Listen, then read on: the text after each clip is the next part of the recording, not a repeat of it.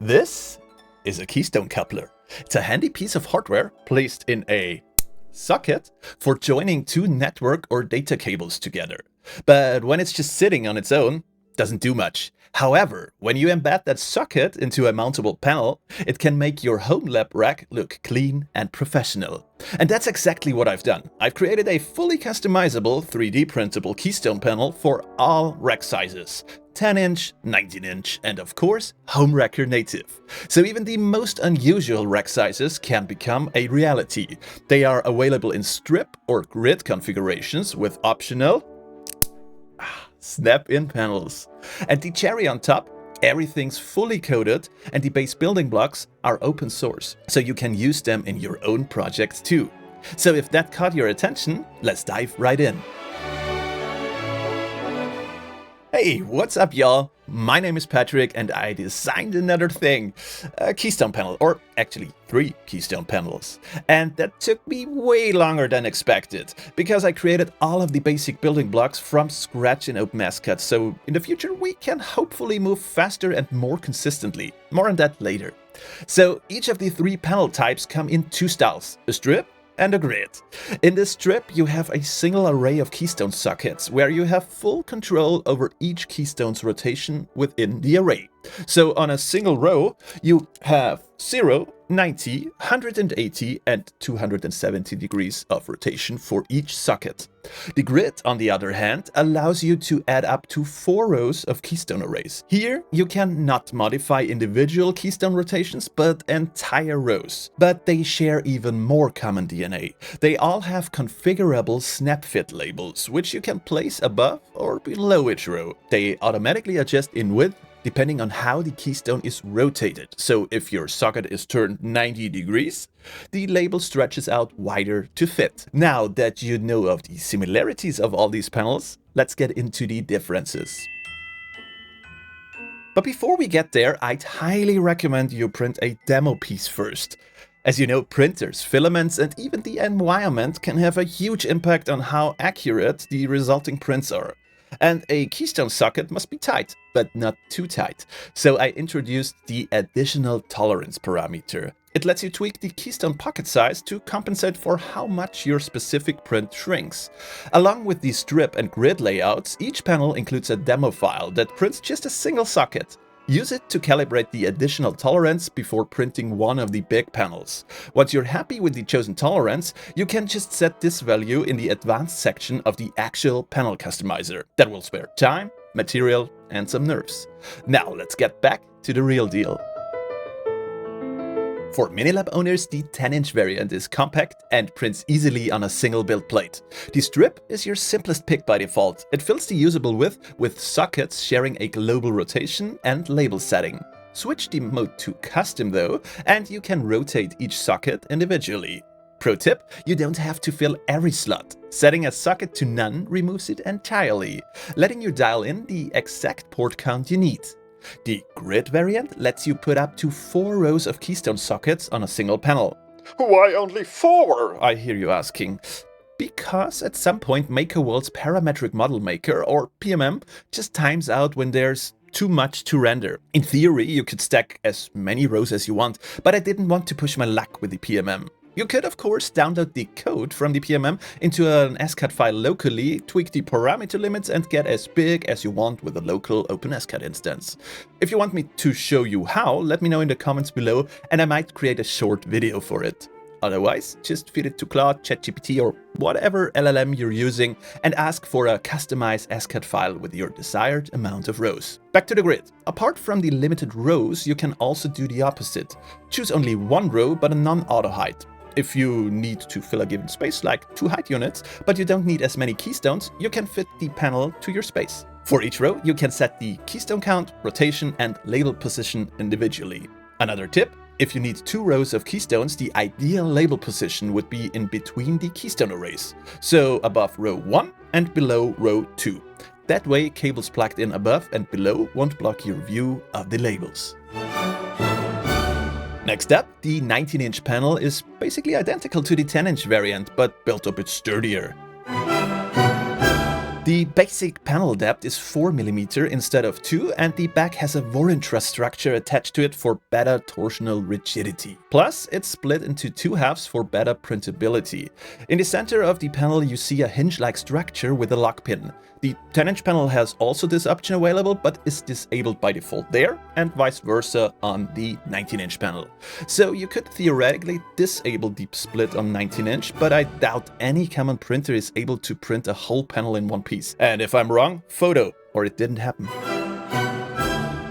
Now for my absolute favorites, the HomeRacker-native variant. Strip and grid mode work pretty much the same as in the 10 and 19-inch variants.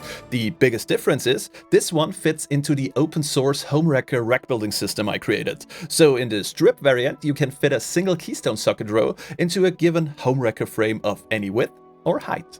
The grid variant has a height that is dynamically determined by the amount of rows and a width that is determined by the highest amount of Keystone in any row. But it is very likely that you don't design your frame after the grid, but rather the other way around. So you can enable the constrain to frame option and set the frame dimensions. This will then clip the grid to the given dimensions. To cover some literal corner cases, I made it possible to mount these panels directly on top of the frame connectors. Of course, that meant standard lock pins wouldn't fit, so I had to design some weird new ones with extended necks and tails, or both. You can grab those from the MakerWorld print profile, and the customization guide has all the details. At this point of the video, I am legally obliged to tell you, now is the right time to like and subscribe.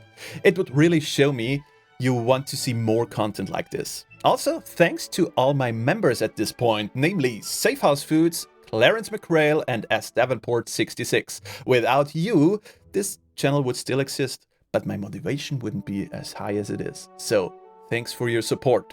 Arigatou gozaimasu.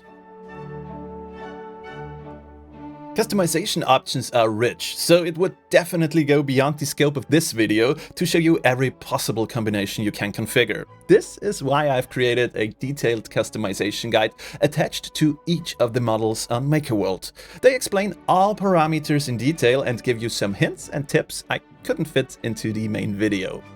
Printing should be simple, as the PMM spits out the model prepared in the right orientation with proper slicer settings. And the assembly is just as simple. Keystones are first hooked in on the narrow side of the socket and then clicked in on the other side. That's the same for all panels. If you use label plates, you can add text to them in the slicer and just snap them into the slots. They are somewhat easily removable to use your fingernail from top or bottom. 10-inch and 19-inch panels are just bolted into your rack, and the HomeRacker-native variant is locked in place using lock pins from the back. But why so complicated on the HomeRacker-native variant? Why not put lock pins in from the front? I hear you ask again. Simple, lock pins were never meant to withstand any forces in the insertion direction. They're meant to fixate parts and withstand forces in directions perpendicular to the insertion direction. Even though that might not be a big issue on simple Keystone panels, there's a chance of shaking loose over time, and I'd like to keep my creations as stable as possible. But look, if you don't care about maximum stability, removable labels, or individual rotations, but instead want to go for easy maintainability through front-facing lock pins, there's a cool solution from the community. A creator named Gapollo 3D on MakerWorld designed a parametric Keystone panel that supports both front and side mounting. Now, disclaimer, I haven't printed or tested it myself, and it has one major catch. It overlaps a full HomeRacker unit instead of half a unit, so you won't be able to mount two of them side by side. But if you only need one, and those front-facing pins sound like exactly what you need, definitely check it out. I've linked it down below. This is just one of many design decisions I made during the creation of these models. And lately I found myself asking, why did I do it that way again? Memory like a goldfish, I suppose. That's why I started writing so-called architecture design records, or ADRs for short. They describe alternatives I considered, decisions I made, and the reasoning behind them. So if you're interested in the nitty-gritty design details, you can find them in the HomeRacker GitHub repository. But I'm also interested in your opinion. Would you want me to make longer videos with technical deep dives and more detailed explanation on how to customize, print, and assemble models? I try to avoid that so far on YouTube because the algorithm might punish me if people start skipping through videos, so let me know and I will think of a solution. Speaking of GitHub, everything is code now. Even this very video script is sitting in a public Git repo. I didn't just build this model using code, I also open sourced the core building blocks in the HomeRacker GitHub repository.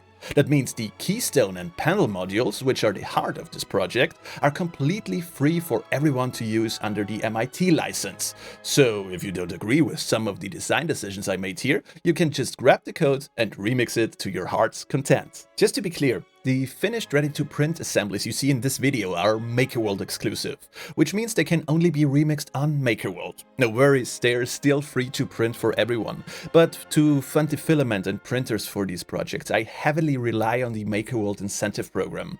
But I know some of you aren't big fans of MakerWorld, so I wanted to make sure the base building blocks were open source.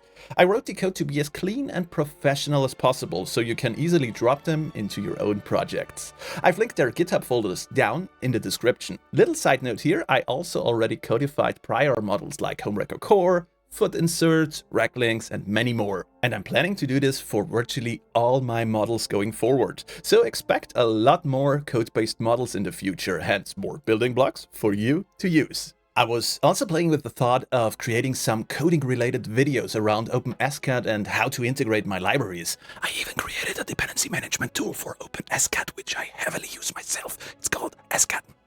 So just let me know in the comments if that's something you'd be interested in. For all the newbies to my channel, if you don't know what HomeRacker is, then I'd highly recommend check out my video on this highly modular rack building system linked right here. See you next time.